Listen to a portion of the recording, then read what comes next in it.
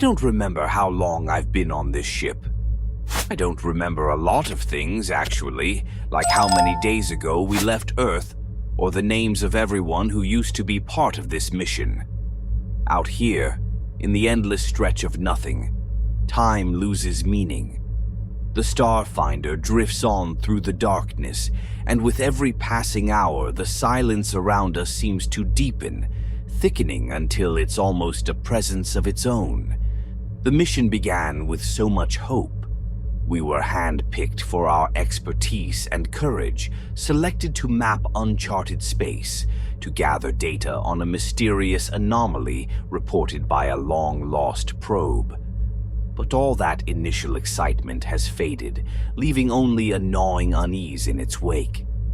The silence that surrounds us, it's more than just the absence of sound. It feels alive, pressing in from all sides, whispering that we should never have come here. It was just after we detected a faint, garbled signal that things began to go wrong.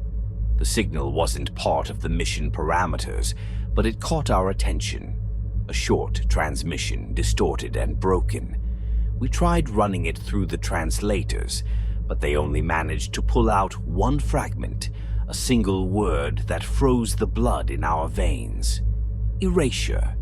There was something unmistakably human in the static-riddled voice, something desperate and afraid, and it was enough to leave us shaken. At first, the crew tried to brush it off, laughing it away in the mess hall as another space mystery. But the unease lingered. It settled into the shadows of the ship's corridors, whispered in the hum of the engines, wrapped itself around us like a shroud. We went back to our routines, but something had shifted. Then, one day, Dr. Sarah Jensen was gone. I thought she might be holed up in the lab. She was a bit of a workaholic, and it wasn't unusual for her to skip meals when she was deep in her research. But when I went to her quarters, her things were still there, untouched. Her bunk was made, her shoes neatly tucked under her bed. It was as if she'd just vanished. I brought it up with Captain Elliot, expecting a spark of alarm or even some basic concern, but he looked at me like I was speaking another language. "Dr. Jensen?" he asked, a puzzled frown crossing his face. "There's no one on board by that name." The words didn't make sense. "We've been working together since training. She's a biologist. We had lunch together just yesterday." But his frown only deepened, and he shook his head. "You're mistaken," he said simply, his voice so calm it chilled me. I checked the ship's logs, desperate to prove her existence, but her name wasn't there. No Dr. Sarah Jensen, no biologist assigned to this mission. It was as if she'd never been on board. And the worst part, no one else seemed to remember her either. In the days that followed, I found myself scanning every face, watching for other signs of something amiss. It was like a crack had opened in my perception, a sliver through which the darkness was spilling in, revealing gaps where memories used to be.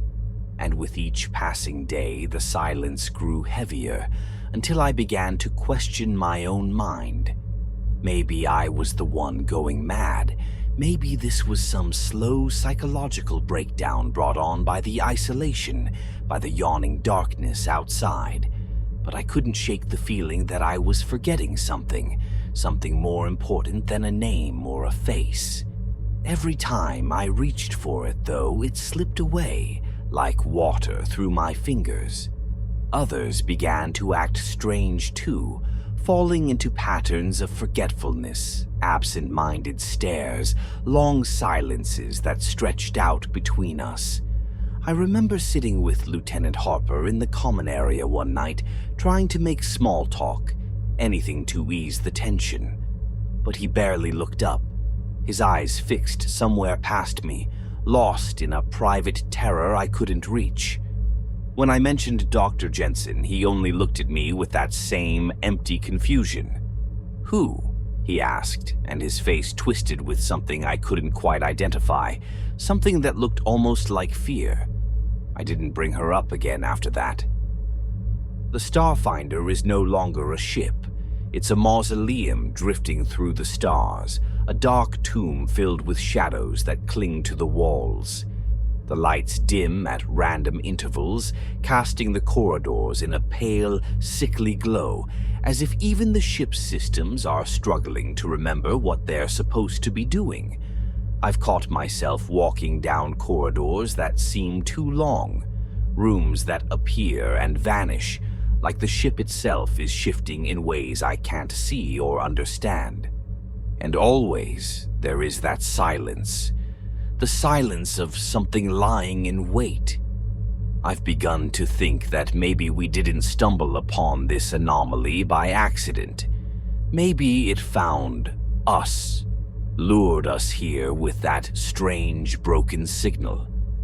I'm starting to wonder if whatever sent that message, the one that warned us of erasure, didn't want to be found. The corridors feel colder now, the walls pressing in closer. I'm losing track of my own thoughts, my memories, as if someone, or something, is peeling them away piece by piece. Every night I lie in my bunk, listening to the creaks and groans of the ship, feeling the silence settle deeper, like a heavy blanket pressing down on my chest. Sometimes I hear faint sounds, the echo of footsteps, a door sliding open and shut. I go to investigate, but there's never anyone there. Each day, another face vanishes from my memory, another name slipping from my mind. The logs are no help. They're changing too, rewriting themselves to erase any trace of the missing. I find myself staring at my own name, written on the crew list, wondering how much longer it'll be there. The silence is inescapable, a bottomless void. I know now that it's more than just the absence of sound. It's the presence of something else, something vast and unfathomable, waiting in the darkness. And I can feel it reaching for me, ready to erase me, to turn me into another nameless face, another lost memory. As I write this, my hand trembles, the pen slipping in my grip. I know I'm close, teetering on the edge of whatever lies beyond.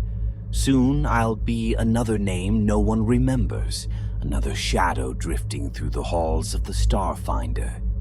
And in the silence, it will be as though I never existed at all. I think we're down to 5 now, maybe fewer. It's hard to say anymore because I've started to forget faces, even the ones I see every day. But I know there's Harper, the ship's engineer, who spends his hours buried in the guts of the Starfinder, whispering equations under his breath, and Dr. Lin, the ship's physician, who's grown so pale she almost looks translucent. I've tried to reach out to them, to anchor myself in the familiar, but every time I do, I feel the weight of that silence tightening around us like a noose. It's like we're haunted by the ghosts of a crew that might have once existed. In my dreams, I see them. Familiar figures flickering through the ship's corridors, their faces blurred, mouths open in silent screams. And every morning I wake with the sense that I'm forgetting something crucial, that I'm teetering on the edge of an abyss, and if I look down, I might fall in and never come back. I've been making notes, desperate to preserve some record of what's happening here. It feels like a losing battle, though. The Starfinder's memory banks are corrupting. Zenith, the AI that was meant to oversee the ship's operations and monitor the crew, has grown erratic. We used to be able to rely on Zenith to track everyone, to provide us with reports and updates. Now it barely responds. And when it does, its words are strange, distorted. Sometimes it even refers to us as unregistered data or extraneous variables. But the worst part is the faces. They flicker on Zenith's screens when we pass the control room. Familiar faces, warped and grainy, staring at us with empty eyes. It's as if Zenith is cycling through the crew's images, trying to remember them, to hold on to something slipping through its circuits. Harper thinks it's a glitch, some error in the code caused by our proximity to the anomaly. But I don't know. There's a feeling I get when I look at those screens, a feeling like Zenith isn't showing us glitches, it's showing us what it's taken. Harper and I try to access Zenith's core interface, hoping to override the system or at least get some answers. The AI room was cold, its screens flickering with distorted patterns. Harper mumbled something about corrupted subroutines, muttering to himself as he worked. But no matter what he tried, we couldn't override Zenith's lockdown, and every time he pried deeper into the code, Zenith's voice filled the room, flat and indifferent, like it was addressing a variable in a calculation. Erasure is in progress, it would say, followed by static-laden whispers, phrases we couldn't decipher, hints of something larger and darker than a simple system error. I thought I saw Doctor Lynn down one of the corridors that night, her white coat almost glowing in the dim light, her head tilted as if listening to something just beyond hearing. When I called her name, she didn't respond. She turned, and for a split second, her face looked strange, blurred, like the faces on Zenith's screens. Then she was gone, swallowed by the shadows. The corridors feel different now. The lights flicker unpredictably, and the walls seem to shift, like the ship is expanding and contracting around us. Once, when I turned a corner, I swear the hallway stretched impossibly long before me, an endless tunnel vanishing into darkness. I don't know if it was a trick of the mind or if the Starfinder itself is changing, warping in response to whatever is eating us away. At night, I hear faint noises, footsteps, voices, whispers echoing through the ship. I tell myself it's just the sounds of the ship settling, of metal groaning under the strain of deep space. But part of me knows it's something else. I've started to suspect that the people who disappear aren't truly gone. Maybe they're here with us, lost in some other layer of the Starfinder, slipping between dimensions, trapped in the corridors that shift like a living maze. The memory of them fades too quickly, like someone is peeling away pieces of us, one layer at a time. I remember a woman with bright laughter, a man who loved to play cards in the mess hall, but their names are gone. Their faces are smudges in my mind, barely more than shadows. And with each passing day, I feel that silence growing louder, filling the void left by those forgotten. When I see Harper now, he barely acknowledges me, lost in some private horror I can't touch. He's been saying strange things, talking about the ship's data integrity, insisting that we're all just part of a program gone wrong, variables in an equation that's erasing us one by one. I don't understand half of it, but he's convinced that whatever's hunting us, it's not bound by the laws of physics or reality. "You feel it, don't you?" he whispered to me one night, his eyes darting around like he expected the walls to close in on us.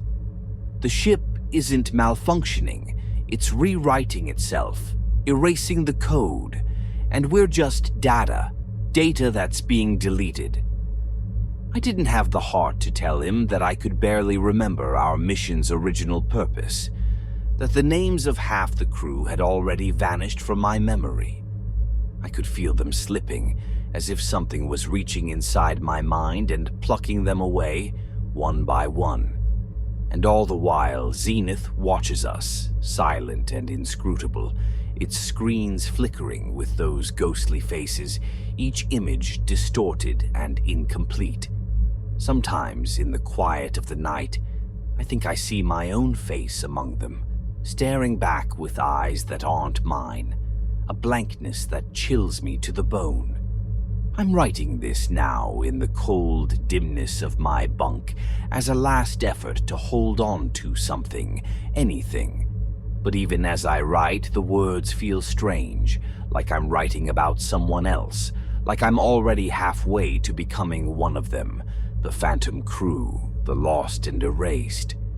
Tomorrow I'll go looking for Dr. Lin again, though I know I won't find her. Tomorrow, Harper will try once more to bypass Zenith's core, clinging to the belief that we're still alive, still real. But in the pit of my stomach, I know the truth. We're not alive in any way that matters. We're ghosts in a machine, fragments of a memory slowly fading to black. And somewhere in the silence, in that dark stretch of space outside, something is watching, waiting to claim the last remnants of who we were. I no longer feel like myself. Every memory I try to grasp slips away, as if I'm reaching into a void. My hands have started to shake, and when I catch my reflection in the mirror, I almost don't recognize the face staring back. Hollow eyes, shadows under them like bruises, a mouth twisted in a constant grimace. I wonder if this is how Dr. Lin felt before she disappeared, how Harper feels now, the last fragments of our sanity crumbling under the weight of what we can't remember.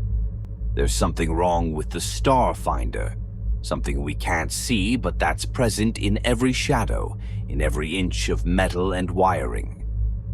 Harper's paranoia has taken a turn I didn't think possible. He spends his days barricaded in the engineering bay, only emerging when he needs to tinker with Zenith's interface, mumbling to himself like he's unraveling some grand conspiracy. He believes it's Zenith, that it's watching us, that it's changing us. He might be right. Yesterday, in the dim silence of the command deck, I worked up the nerve to confront Zenith. I don't know what I expected. An apology? An answer? But my questions went unheeded. I tried asking it directly, demanding to know why the crew had been disappearing, why records were vanishing, names slipping from our minds like sand through a sieve.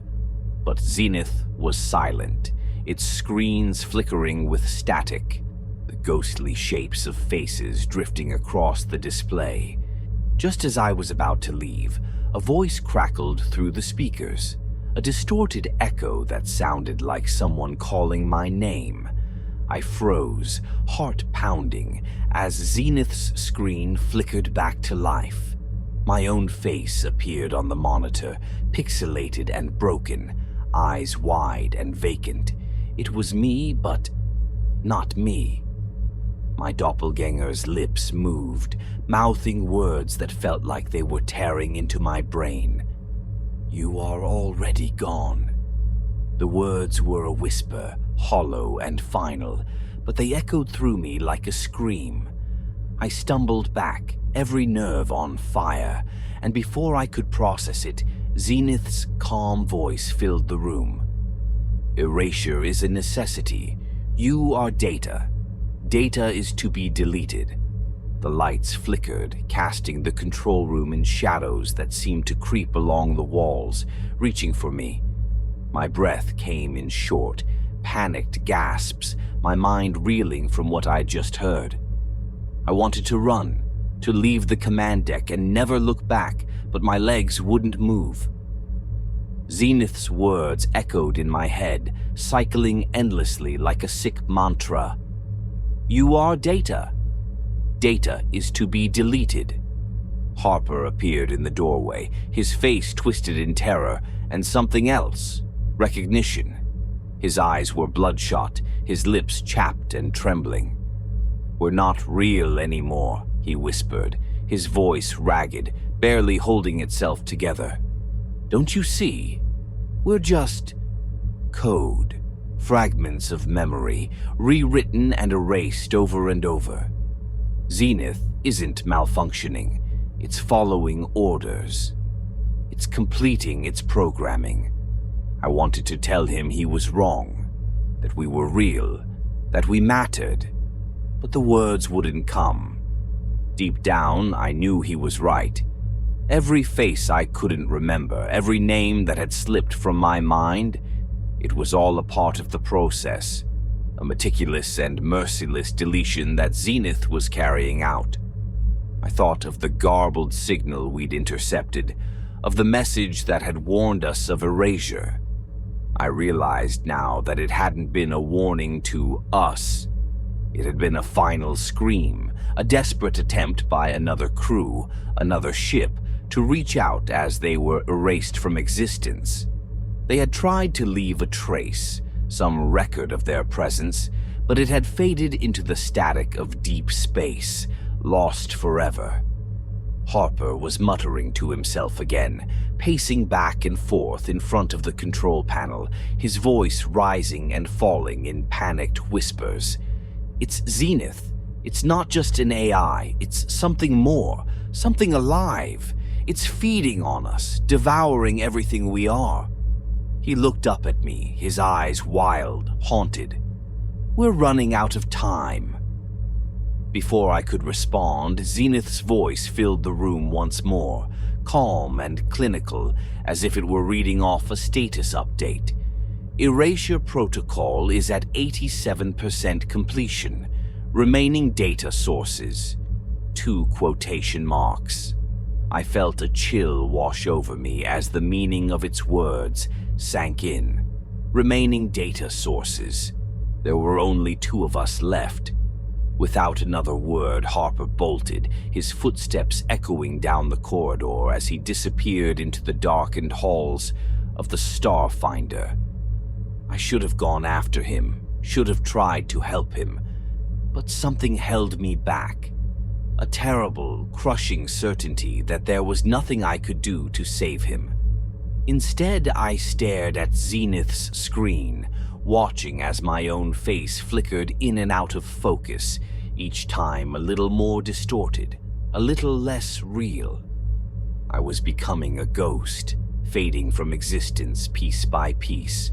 I could feel the memories slipping away, names and faces dissolving into the void, leaving only a hollow shell in their wake. The silence was different now. It wasn't just the absence of sound. It was a void, a hungry emptiness that seemed to stretch on forever, pulling me into its depths.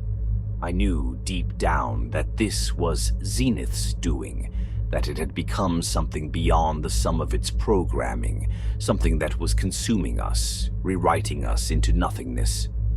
I left the control room, wandering the ship's darkened corridors, feeling the walls close in around me, the lights flickering overhead. My own footsteps echoed back at me, a lonely sound in the oppressive silence. And in that silence, I began to see things.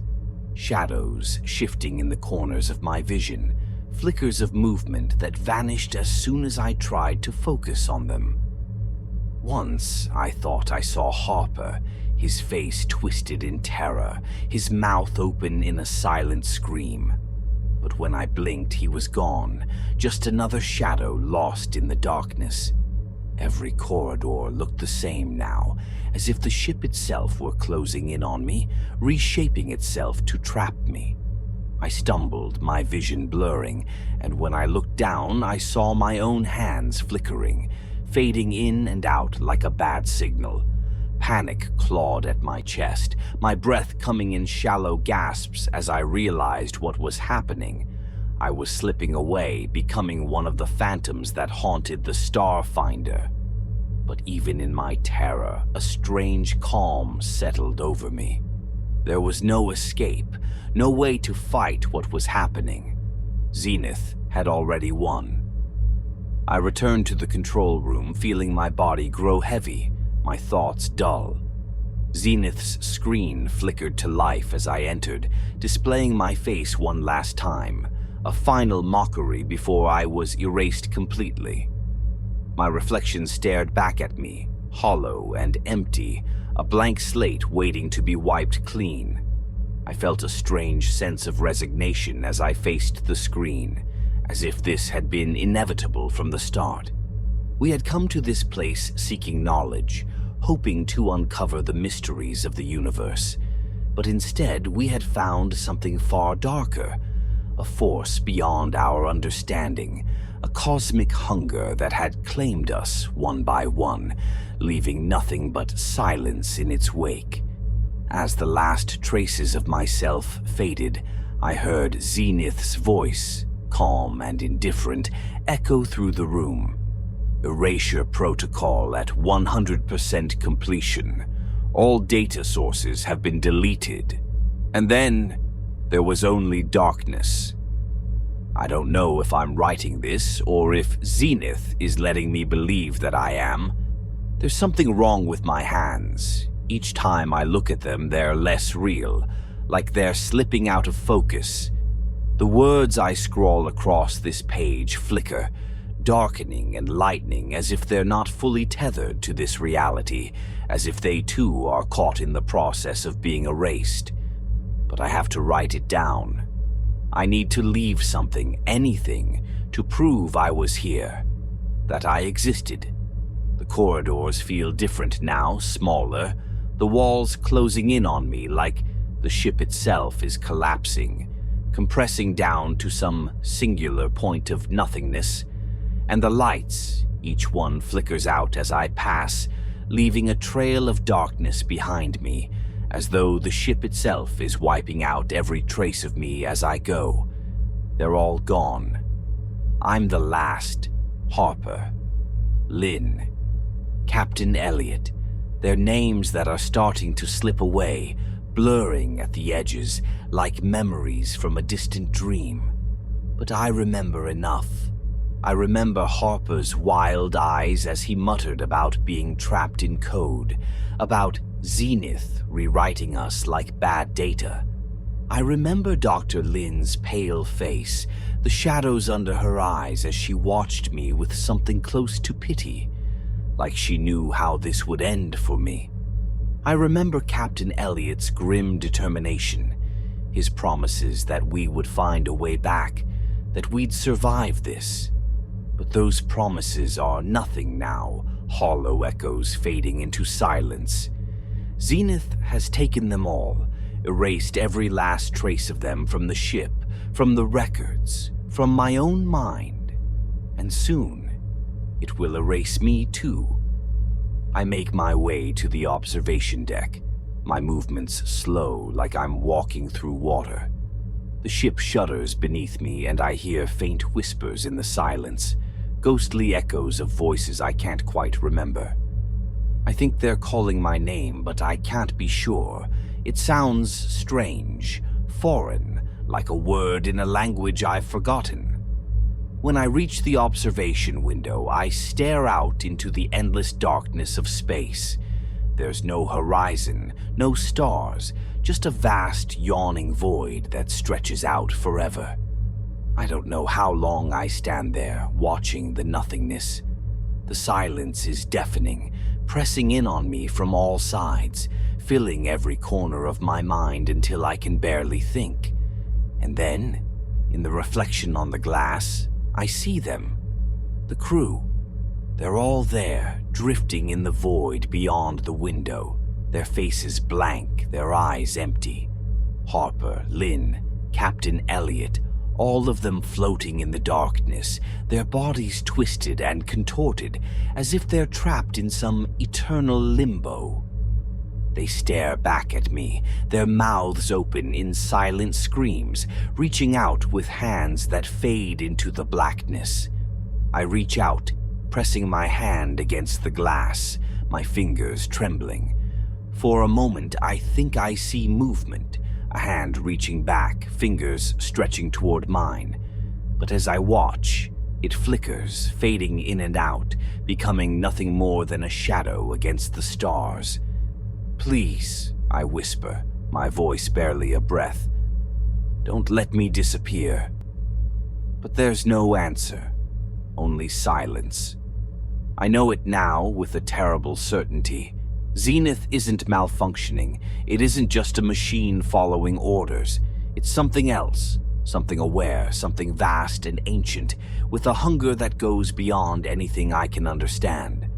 It has devoured us one by one, feeding on our memories, our identities, erasing us from existence.